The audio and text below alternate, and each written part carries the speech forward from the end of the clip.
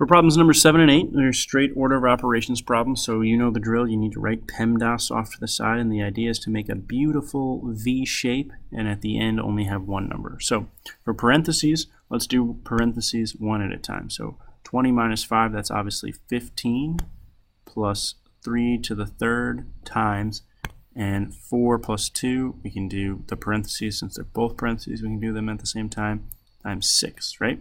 So we just did the 20 minus 5 and the 4 plus 2, right? So we have 15 plus 3 to the third times 6. We no longer have parentheses, so let's move on to the exponents. The exponent, 3 to the third, right, is 3 times 3 times 3. 3 times 3 is 9, times 3 more is 27. So we have 15 plus 27 times 6, right?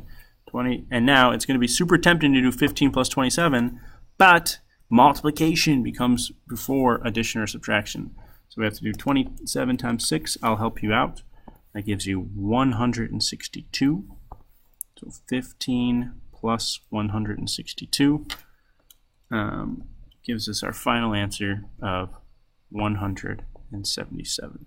And look at that. Beautiful V shape, V for victory. Everything got down to one number. On a problem like number 8, this fraction bar does mean division. But basically, if I want to do a problem like this, rewrite it like this. 2 to the, in fact, I'll write it off to the side because I'm going to need space. 2 to the fourth times 2 plus 3, parentheses. And then put a big old bracket saying do this first. And then put your division sign, that's what your bracket is, that's what your bar is right there. And then put another big old bracket, and then put what's on the bottom. 12 minus 2, parentheses, divided by 2. And then close off your bracket. So basically what this is saying is you've got something on top that you need to condense down, you've got something on bottom that you need to condense down, and then you need to divide your two answers. So basically you have two order of operations problems that you need to simplify to one answer and then divide it. So let's do that. So 2 to the fourth. Actually, no, we're going to do the parentheses first, right? Within each of these, you got your own little PEMDAS problem. So 2 plus 3 is 5. 2 to the fourth times 5. And now we actually want to say, what is 2 to the fourth? Well, 2 to the fourth is 2 times 2 times 2 times 2. And that's 16. So then we have 16 times 5, and 16 times 5 is 80. So on top, the numerator of that entire expression is just 80. Bring down your division sign, and now let's do this side, right? So 12 minus 2, parentheses first, that's 10.